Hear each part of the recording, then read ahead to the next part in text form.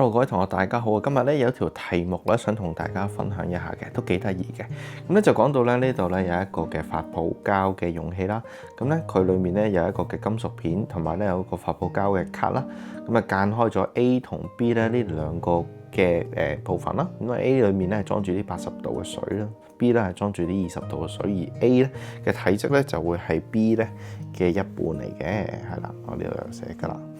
好啦，咁咧跟住咧，當掹走咗中間呢一個嘅發泡膠夾板嘅時候咧，咁咧啲水咧就開始咧會有一個嘅熱傳遞出現啦。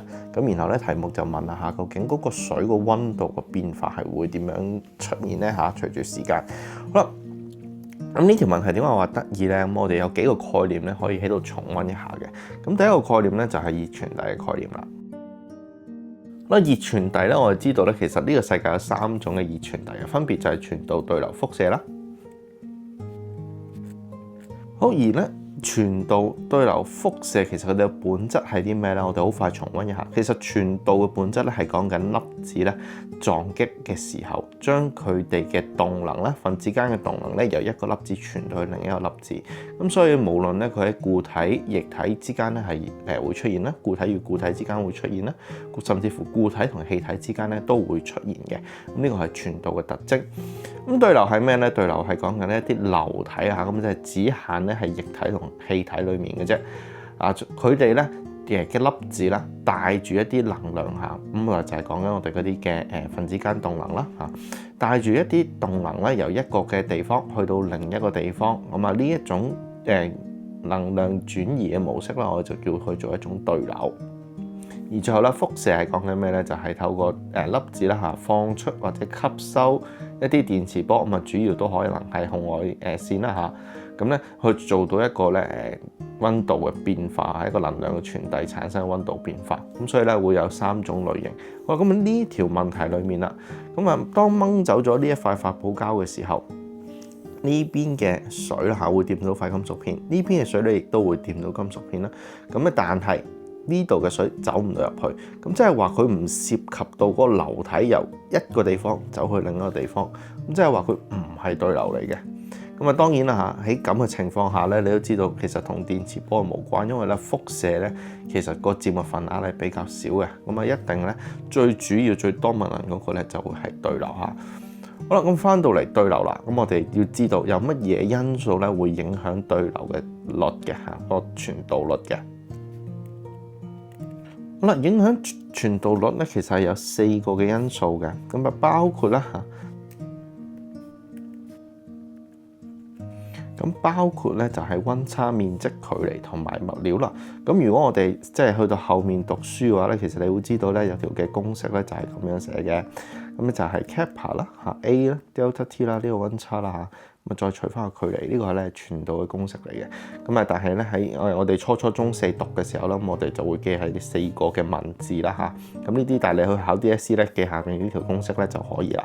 好啦，咁所以我哋即係喺呢條問題裏面咧，我哋溫咗少少嘅書啦。咁啊，我哋翻嚟去解拆咗呢一條問題先啦。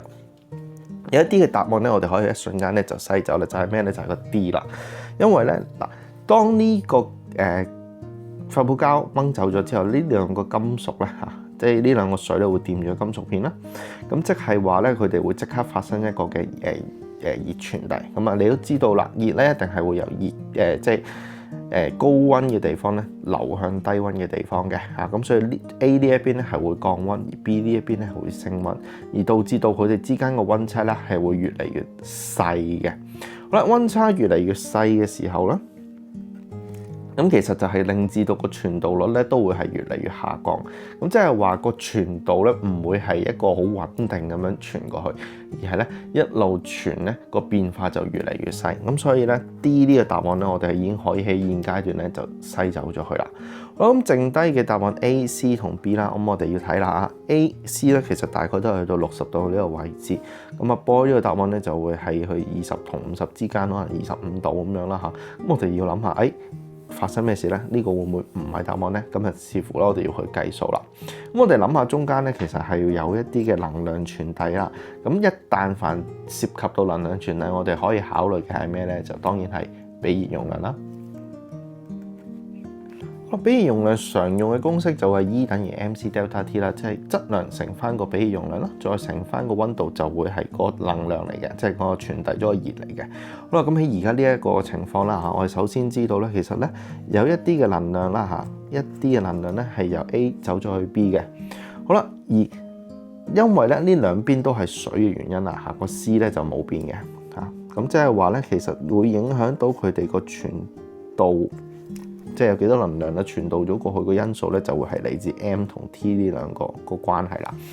好啦，咁我哋又望翻呢個情況啦。而家呢一邊咧 A 咧嚇，因為佢個水咧嘅體積咧係2倍，即係其實佢嘅質量咧都係2倍嘅，即係呢一個嘅 M 咧係會大啲。好啦，但係傳遞咗呢邊失去咗個能量咧，等於呢邊接收咗個能量啦嘛，係咪？係啦，咁即係話，如果呢一個 M 係大咗嘅話咧，呢個 delta T 咧都要係細翻嘅。咁即係話咧。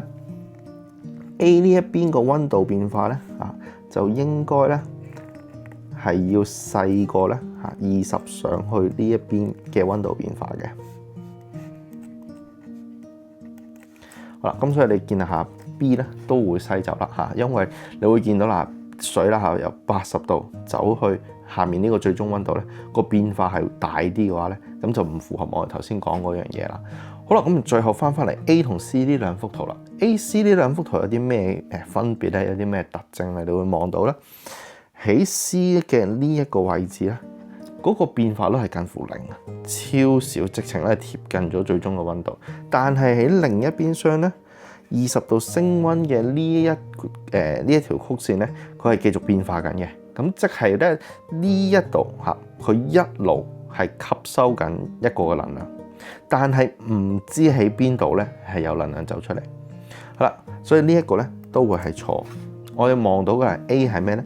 嗱，上面即使少都好，變化係繼續出現嘅嚇。咁佢呢一度嘅變化，呢一度嘅變化，咪可以對應翻呢一度嘅變化。咁你先見到，喂，喺一段時間裏面有能量由 A 點走向 B 點嚇，咁啊先至會產生到一個啱嘅物理情景咯。好，咁所以呢一條問題其實都溫咗一啲唔少嘅書啦，係嘛？希望咧都可以幫大家咧重溫呢一個部分嘅概念。咁我哋今日就講到嚟呢一度，下次再同大家講其他題目啦。如果你支持井頻道嘅製作嘅，請你記得支持4部曲 CLSS Comment Like Share Subscribe。希望咧大家可以繼續支持咧我哋一個人嘅廣東話教學製作。如果你有其他有興趣嘅課題，歡迎咧留言話俾我知，我會優先製作嘅。我哋下次再見啦，拜拜。